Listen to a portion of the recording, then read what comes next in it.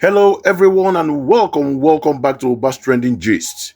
If you're a Nigerian, you know the struggle with electricity is one of the realest things we face every day, every single day. You know that. And at the heart of this struggle is the never-ending, supercharged debate about electricity subsidies. The government say they can't afford to keep paying, but many Nigerians argue that removing them will make life completely unbearable, especially with the way things are now. Well, this exact debate got really heated on Arise News between host Rotus Ojiri and Rufai Oseni. We saw a fascinating clash where Rotus Ojiri was pushing a simple, logical economic argument, while, well, it seems like Rufai Oseni was trying his best to run away from the main point. We are going to watch the full clip now. Pay close attention to the questions being asked and the answers being given. So sit back and take a watch. Rufai, you started again with your subsidies. That Punch headline. We need to end these electricity subsidies. It is not, we are not going to get any power or bring any investors into Nigeria to support, to get us 24/7 power unless those subsidies end, we get metered and the states decentralize access to electricity. So yeah, I thought the Punch putting this forward was very helpful. You know, you're shouting it. We need to does not mean it is practical. Was not practical. Yeah, that's just it. Does not mean it is practical because, like I told Vimba, there are multiple problems. We need to get transmission right. Yeah, decentralized.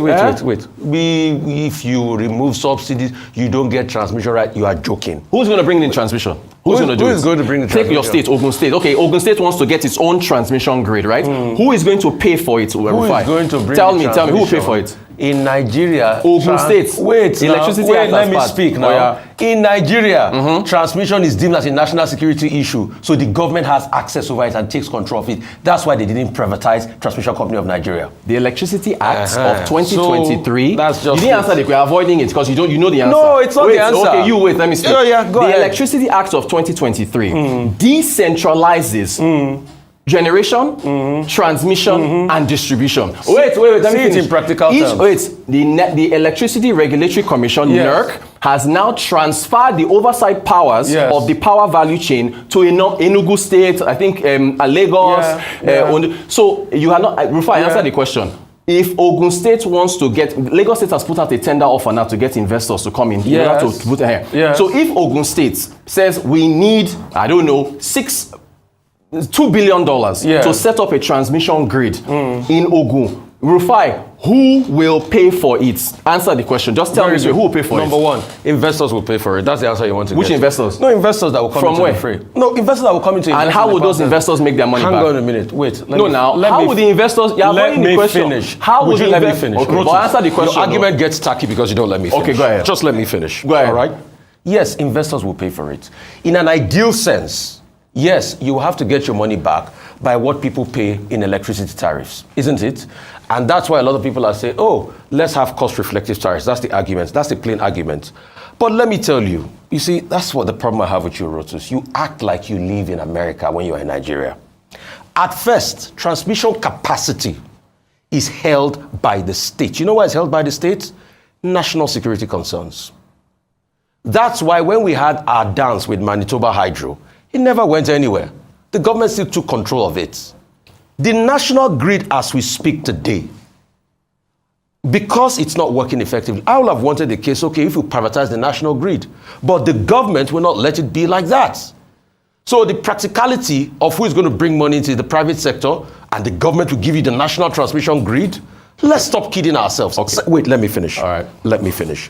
Secondly, the components based on privatization you need money for is the production of the power itself. The power that is in turn being loaded on the grid because you need transmission. But when you look at it, with this new regime of removal of power subsidies, I have spoken to people in the power sector that produce power in this country that said, yes, for the band A, those that are there, their production cost of the power, what they're paying the band A as tariff rate, covers the production cost. And that's why it's staggered. But the question is, has it worked? No.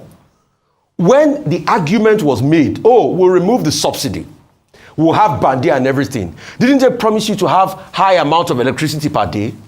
Did that work? So you cannot say and argue for express privatization and bringing investors in when you have not solved the itinerant problems that is on ground. I put your question back to you. The promises they made for Band A, who is enjoying the Band A promises? Has it worked? So at first, you see, what you fail to realize, and that's why some of your arguments are very funny to me, Rotus, is, like I always say, culture will eat strategy for breakfast. You are talking about a sane system in America. 1 second. Okay. Where everything works precept by precept. Vimbai was just talking about a story now that even in Germany, what did they just do? Didn't they just bring back the subsidies to be able to boost production? So what are we saying? Okay. That's the argument we're always making. All you've done is just say the same thing. You've just done something called circling the wagons. You didn't answer the question. Yeah. Wait, hold on. You just went all the way to the end to Mushi and came back without. At least I made my point. No, you didn't make any point. I mean, you keep saying America. We don't need to get into America. Yeah. I almost said Zimbabwe. Yeah. Zimbabwe. You remember the story? E.G. Cross. Arise News went to the Afri-Exim Bank annual meetings. The Afri-Exim Bank signed a deal with two companies. One of them was a power company in Zimbabwe. The second one was in Nigeria. And the gentleman from E.G. Cross, who played the clip here, he said the only way that you can bring investment is to completely liberalize the sector. No need to go to America. Okay. I'm not done. Zimbabwe liberalized the sector and brought investors in. So all that one you're saying about the state does not stand. We are out of time, boys. We are out of time. Remove the subsidies and bring investors in. Stop. We are out of time. We are out of time. Just a minute. Ask Vimbai here, because he brought that story. Did liberalize? Did he work? Did he provide the power you people needed? So maybe you answered him now. So what's your argument? Okay. So we should stay in darkness. You make funny arguments. That's the problem. To summarize, because we're gonna go to break now. But to summarize, ultimately, I think energy security is about accessibility, number one, and affordability. Wow, what an engaging discussion that just unfolded. Rotus Ojiri presented a clear argument.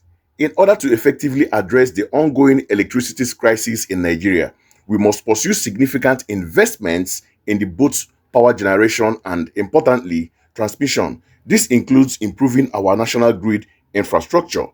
For private companies to be willing to invest in these essential improvements, they need assurance that they can recoup their investment.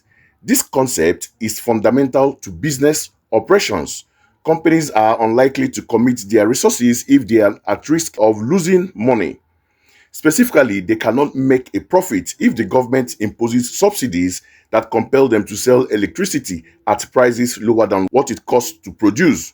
Therefore, establishing a fair pricing structure is crucial to attracting the necessary investments to fix our electricity system. On one side of the debate, we have Rufai Oseni, who argues that the situation surrounding the transmission grid is not practical. He brings up several crucial concerns, including national security, the government's responsibilities, and the historical context of previous privatization efforts that did not succeed. All of these points are indeed worthy of consideration. However, it's important to recognize a recurring theme in the dialogue. Rotus Ojiri consistently asked a fundamental yet straightforward question: who will pay for the new transmission grid? This question is pivotal to understanding the entire issue at hand. If the government is financially strained and incapable of funding such a significant project, and if it requires private investors to step in, we must ask, who can these investors expect to recover their investments? Unfortunately, Rufai avoided providing a direct answer to this crucial inquiry. Instead, he often shifted the conversation to broader topics such as government control over the grid, the necessity of addressing national security concerns, and referencing the Electricity Act. While he effectively highlighted the current problems facing Nigeria's power sector, he failed to engage with the solution that was proposed. Rotus was spot on when he labeled Rufai's approach as cycling the wagon by avoiding the core economic reality. Rufai underscores a significant issue. You cannot expect private investments to rectify a government's induced problem without creating a favorable environment that allows investors to see a return on their financial commitment. It doesn't matter whether the investors hail from America, China, or even Nigeria itself. No one is willing to invest their money without expectation of gaining a profit. The new Electricity Tariff Act of 2023 was specifically designed to facilitate greater involvement from states and private entities in the electricity market. However, potential investors will rightfully question, if I invest $2 billion into developing a transmission grid for Ogun State, how can I recover the investment? If the price of the electricity remains subsidized and does not reflect the true cost of production and distribution, it becomes virtually impossible for investors to achieve any returns on their investment. This is a logical aspect of the discussion that Rufai seems hesitant to confront directly. While his observations about Nigeria's unique challenges are indeed grounded in reality, they do not change the basic principles of financial investment. So, what is the bottom line here? This is undoubtedly a challenging and uncomfortable conversation. At this moment, many individuals are reluctant to pay more for necessities, and understandably so. However, the harsh truth is that without the implementation of cost-reflective tariffs that would enable investors to see a viable path to profitability, the private investment needed to resolve the chronic issues in our power sector will never come to fruition. As a result, we will remain stuck in a continuous cycle of grid failure and persistent darkness. That's my take on this situation. How do you view this debate? Who do you believe emerged victorious? Was Rufai effectively addressing the practical realities of Nigeria, or was he simply sidestepping the essential question that needed to be answered? I encourage you to share your thoughts in the comment section below. I am eager to hear your perspective. If you found this video informative and engaging, please remind to like it, share it with your friends, and most importantly, subscribe to Obas Trending Gist for more in-depth discussion on the topics that matters. Thank you for watching, and I look forward to seeing you in the next video.